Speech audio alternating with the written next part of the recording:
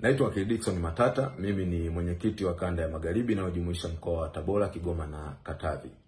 Leo majira ya jioni nimeona taarifa kwenye vyombo mbalimbali vya habari RPC wa mkoa wa Tabora, Kamanda Abwao, akisema wamemkamata mtu aliyejifanya mkuu wa kituo cha Igunga na kwamba atawajibishwa kwa mujibu wa sheria kwa kujifanya yeye ni polisi wakati sio kweli. Napenda kuanza kwa kusema taarifa hizi ni za uongo. Jana wakati tukiwa kwenye mkutano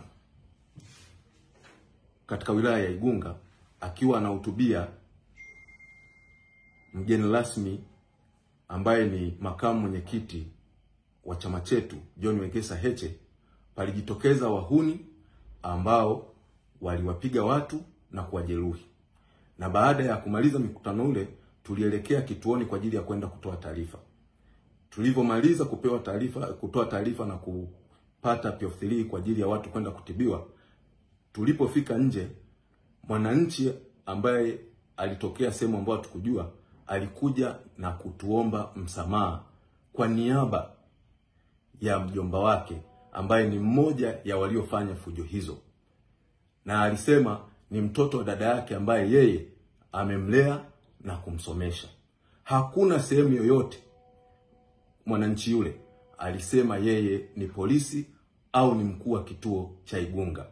Kwa hiyo taarifa hizi ni za uongo, na kimsingi kwa sisi kama chama na mimi kama mwenyekiti wa kanda ya Magharibi, ninaona ni mkakati maalum wa kuhakikisha wanazima kuzungumzia na kuhakikisha wanatuambia ni hatua zipi wamezichukua tangu jana wauni wale walipotuvamia kwenye mkutano ambao ulikuwa kisheria, lakini hawakuwepo polisi kwenye mkutano ule wakati tunaanza, huku wakijua kwamba tunatakiwa kupewa ulinzi.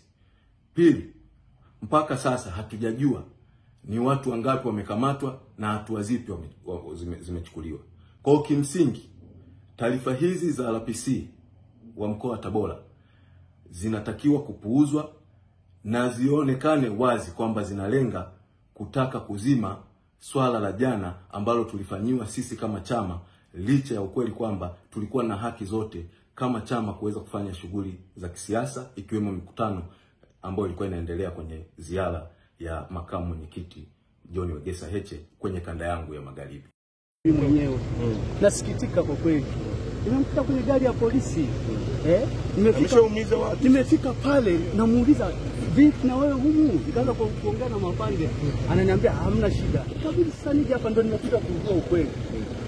Naomba msamaha. Umeshaumiza watu. Naomba msamaha kwa niaba yake. Ninaumia sana, naumia kwa kitendo alichofanya. Nimeona nilikuwepo mkutanoni.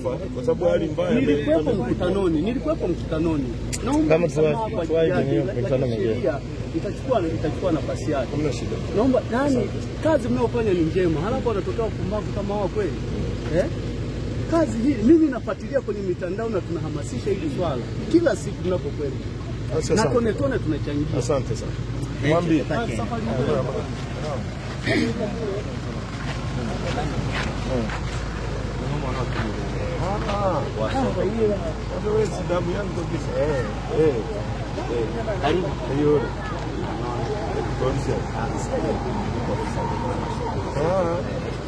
Karibu sana. Haya sana. Karibu. Monoli. Monoli. Haya, mruti hapa.